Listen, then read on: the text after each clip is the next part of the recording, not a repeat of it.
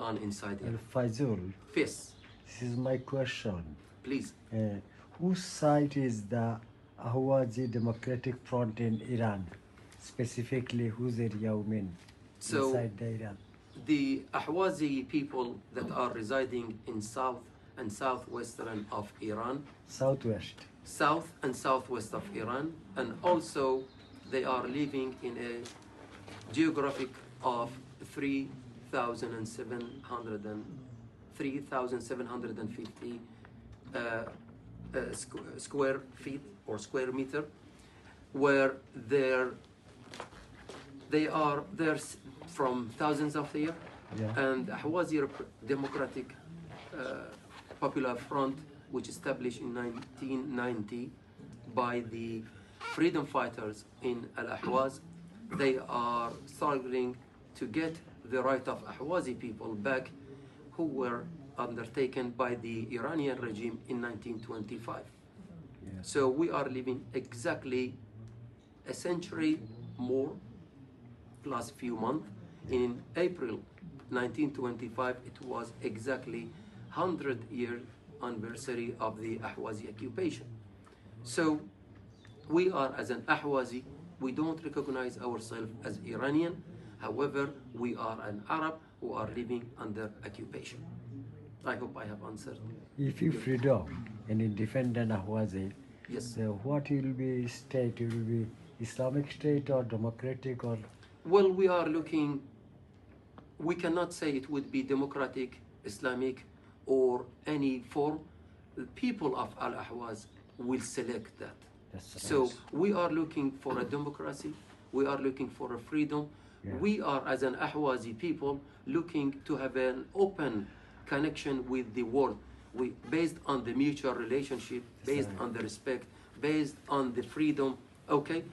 But so we would look to respect the others, however we are respecting them. That's what we would like. How many population nowadays in So Ahwazi? there is no exact population because of the Iranian policies.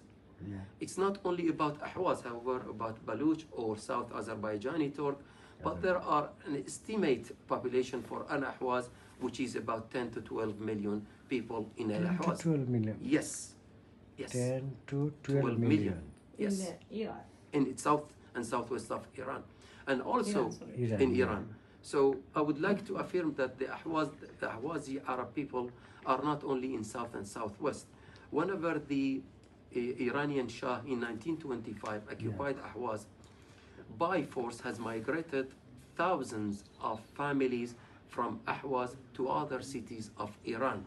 So now in Mashhad we have Arab, in other cities we have Arab as well, but they are still preserving their Arab identity. But majority of Ahwazi people living in provinces of South Iran, in Khuzestan, in Bushehr, and Hormuzgan.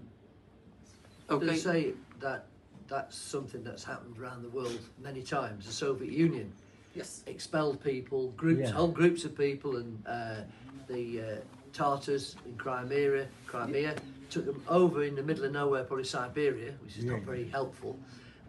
Some of them have come back now. So you're experiencing in history what everybody does. Yes, It's the same with the Tamils in Sri Lanka and many other places. The rulers, if they can't get you to subjugate you to their way of thinking, they just get rid of you. Exactly. Either export you or maybe even kill you in certain cases. Exactly. So do you want to go on about what's happening at the moment? So what's happened in Iran about 8th and 9th of January, there was a huge uprising in Iran.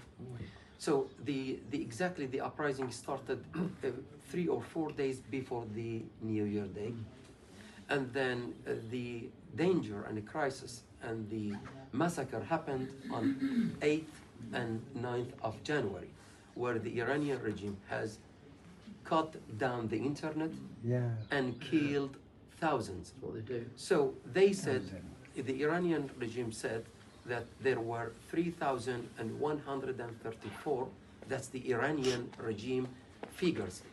But 2 days ago, the United States of America President, Mr. Donald Trump, said that Iran has killed 32,000 in a short time. Probably. But I can affirm to you that the number is more than 50,000. Where the forensic doctor section, they run out of body bag. Imagine. And the deceased people bodies were not carried out by the ambulances. However, they were carried out by the Iranian regime by the truck, big truck. They pile the body on top of each other. That's the level of the crisis. So it was one of the greatest demonstration and protest happened during the time of the mullahs in Iran, during these 47 years. And the level of repression that they have used, where they killed, I believe, more than 50,000. The President Trump says 32,000, which is very low, but I believe more than 50,000. So what happened? People, so today you live with one sort of price of the product. Tomorrow it will be doubled or tripled or even more. High inflation there.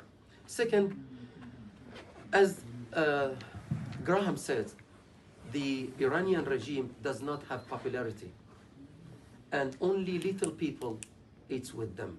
And that's why when any protest happened inside Iran, the regime will look for Iraqi militias or Afghani militias to kill the people inside the Iran.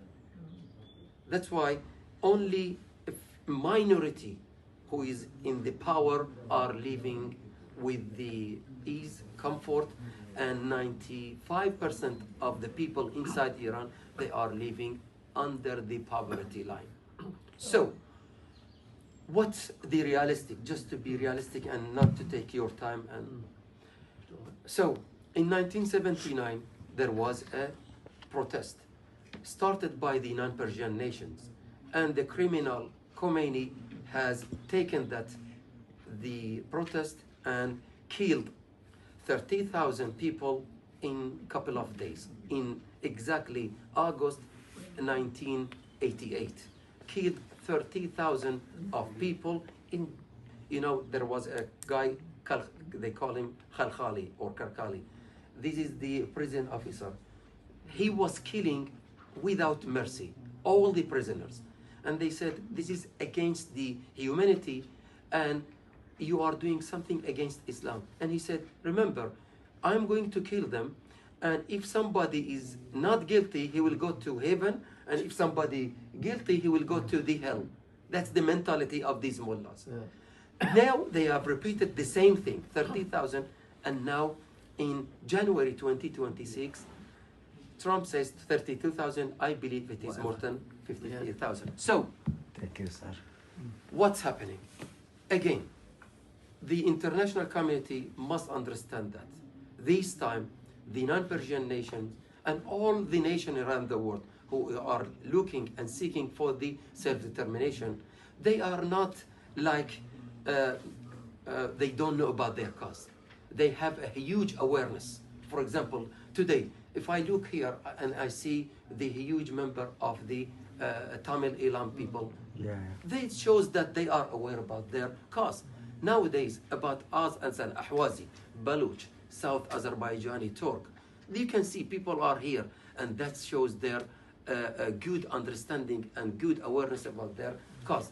So, international community, if they want to have a peace and prosperity in the Middle East, they need to recognize the right of the people for self-determination. If they don't recognize this, this struggle will continue in an endless circle, and we will never see peace, and we will see more bloodshed. If the international community think about reproducing a new regime with the new faces, and for example now, let's say with the mullah, they want to bring some with the ties, it would be the same struggle. They need to recognize the right of the non-Persian nations. Without their recognition, I would assure you, if this regime collapse, and if the international community wants to bring like, I don't know, monarchy or mujahideen khal, there would be a severe bloodshed, because neither of these opposition, so-called Persian opposition, they are fighting with each other in Western countries. Okay, so the true force is for the non-Persian nation who are with you today. These are people who are looking for their self-determination, and if they are not recognized, there would no peace for them. And also, Western countries are looking for allies, new allies. The current allies in the Middle East, they are somehow directly or indirectly the current governments in the Middle East. I won't never mention, they are directly or indirectly, they send an alliance with Chinese. And this is the big and a great danger for West, where they look precisely at the Middle East, where there are huge natural resources, oil, gas, and don't forget the strategic waterways, ports, where nowadays war of ports everywhere is there. For example, Strait of Hormuz, we call it Bab al-Salam, where 33% of the international oil is passing from there, where the Ahwazi and Baluchi have a good understanding and location there. So West, if they want to have a peace, and if they want to get new allies, the allies is already here. So Sorry.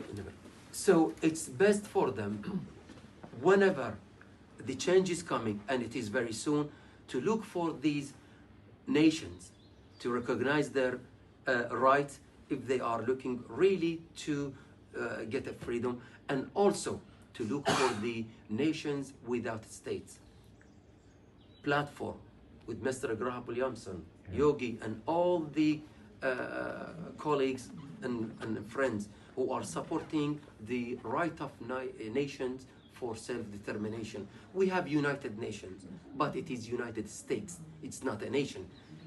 Nations is here. And this platform must be promoted in order to truly reflect the right of nations for self-determination. Thank you. Thank you so Thank much. you. Thank you.